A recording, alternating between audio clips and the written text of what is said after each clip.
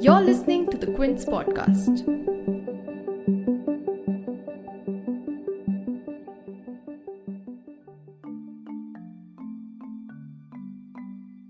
India has not only overtaken Brazil to become the country with the second highest number of coronavirus infections, but in the past few days, it's also been recording the highest number of daily cases reported by any country since the pandemic began. In fact, as India crossed Brazil's numbers over the weekend, it also surpassed a new high in detecting 90,000 new cases over 24 hours. With that, as of 7 September, India's infection tally stands at 42 lakhs approximately, but it might not be too long before India takes up the top spot globally. Currently, the US, which still ranks as the country with the maximum number of cases, has reported around 64 lakh infections, yet it's only reporting between 40 to 50,000 new cases per day. But how do we decode India's exponential increase in coronavirus cases? How is it slowly becoming the global epicentre? You're tuned in to The Big Story, the podcast where we dissect the headline-making news for you. And I'm your host, Shorbury.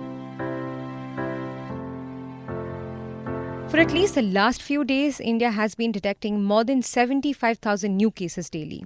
And the 5 states that have been contributing as much as 60% of the total active cases are Andhra Pradesh, which has been reporting at least 10,000 cases for more than a week now, Karnataka, which is steadily inching towards the 10,000th mark, Uttar Pradesh, which has also been detecting more than 5,000 new cases, Tamil Nadu, which thankfully has recorded only around 1,000 cases for the last 4 days, and the financial capital, Maharashtra, which alone has contributed to a quarter of the total cases in the country. Now, Maharashtra has been reporting more than 12,000 new cases over the last few days, which suddenly jumped to beyond 20,000 cases over the weekend. In Delhi too, there's been a reverse turnaround with a 5-day average of over 2,500 cases after close to 2 months of a noticeable dip. And even as the capital witnessed more than 3,200 infections being recorded on 6th September, which let me tell you is the city's highest in the last 2 months, Delhi opened up its metro rails on 7th September, 5 months after it was shut down.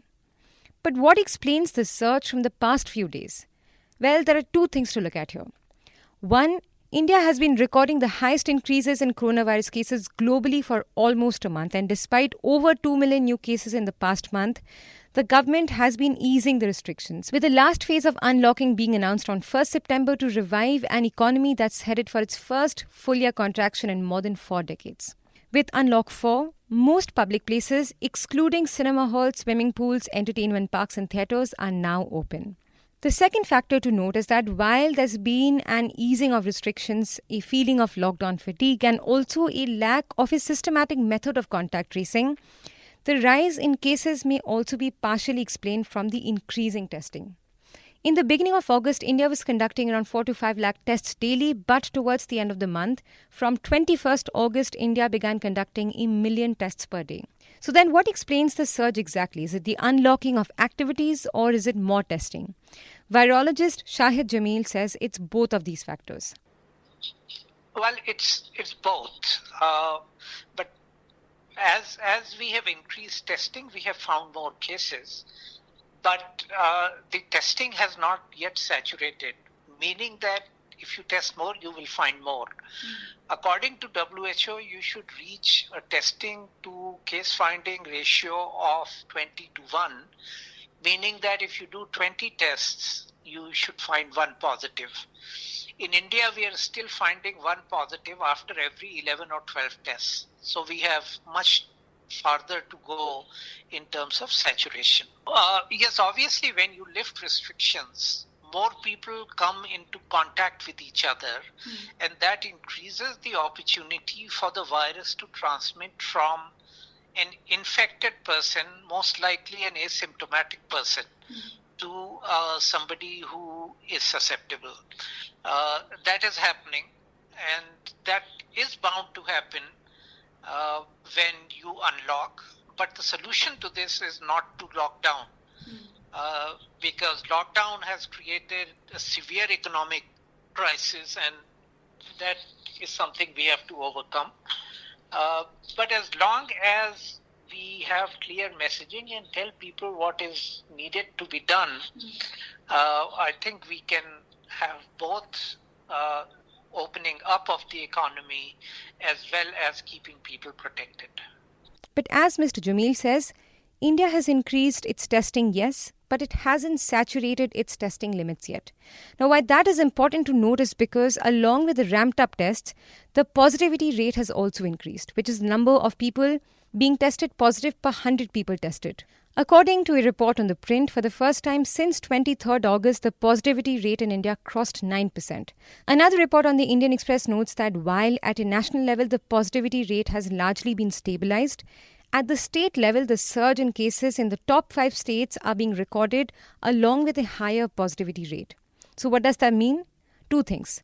One, that an increase in tests in states like Maharashtra, Karnataka, Andhra Pradesh do not fully explain the rise of cases in these states.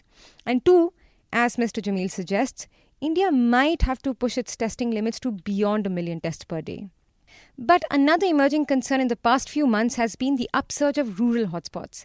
As restrictions on interstate movements were lifted, what was initially largely restricted to urban centers has now made its way to even the remote hinterland where medical infrastructure is scarce. Case in point, Andaman, where 10 members of the Greater Andamanese tribe tested positive.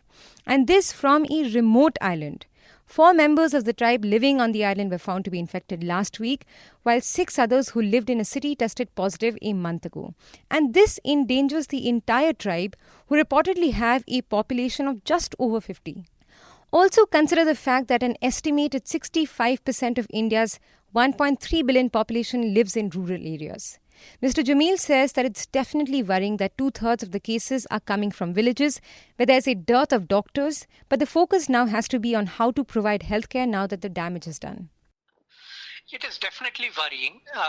Today, about 2/3 of our cases are coming from rural districts and villages. This is worrying because the healthcare infrastructure in villages is not as good as in cities. It is estimated that only about 20% of doctors work in rural areas. It is estimated that only about 37% of government hospital beds are available in rural districts or villages. So that is the real problem. Now, the focus has to be on making sure that while people are getting infected, they should not develop disease, or if they develop disease, then they should be taken care of. For a person in a village who develops a disease, if they have to run to cities, which are often hundreds of miles away, then it becomes a problem.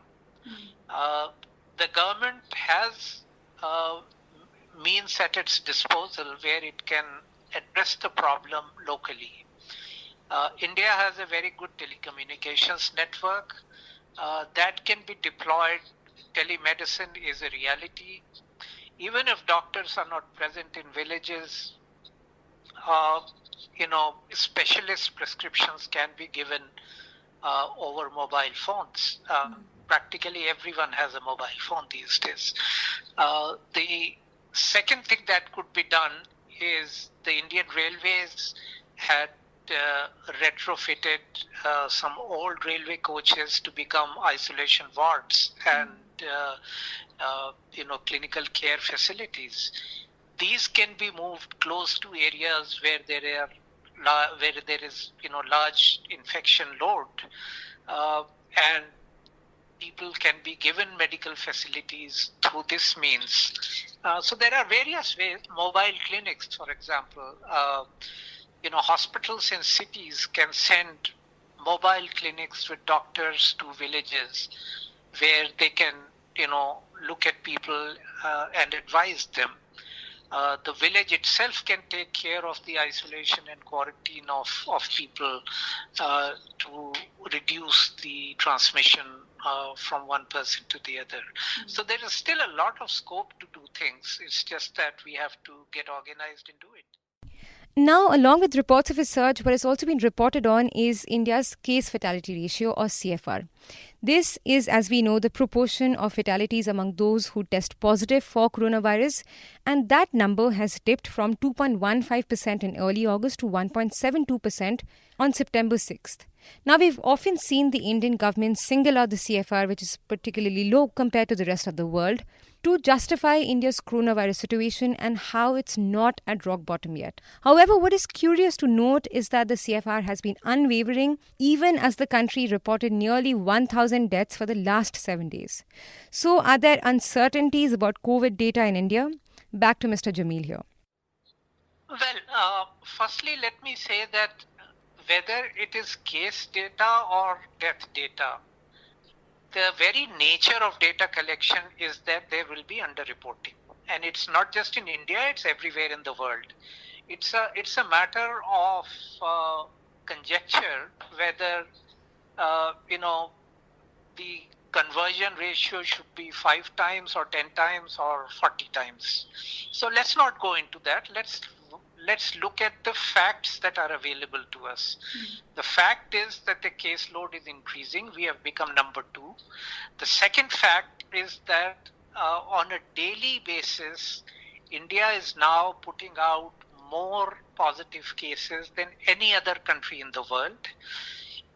Even on death data, for the last week or 10 days, India is reporting the highest numbers of daily deaths of any country in the world. On the other hand, the total death data, if you look at it, the case fatality rate in India is about 1.8%. The global average is about 3.5%, meaning that India is still showing about 50% mortality. The second thing is, if you compare this at a population level, then India's death rate is about 54 per million population. Compare that to US and Brazil, which are both around 550 per million population. But this kind of low death rate is not just in India. That's the wrong narrative. It is there in South Asia, all of South Asia and all of Southeast Asia. So there are multiple layers to this, and I think instead of just arguing that the deaths are not being reported properly, I'm sure that is happening, and it's bound to happen. But let's just focus on the problem and see what we can do about it instead of just arguing whether it should be this way or that way. As India inches its way to the global top spot, is it prepared to deal with the rising caseload? If you like listening to this episode, please subscribe to the Big Story playlist for episodic updates. We're live on Apple, Google Podcast, Spotify, JioSaavn, and most of the other popular podcast streaming platforms. For other podcasts, please log on to the Quint website and check out the podcast section. For any feedback, shoot an email to podcasts@thequint.com.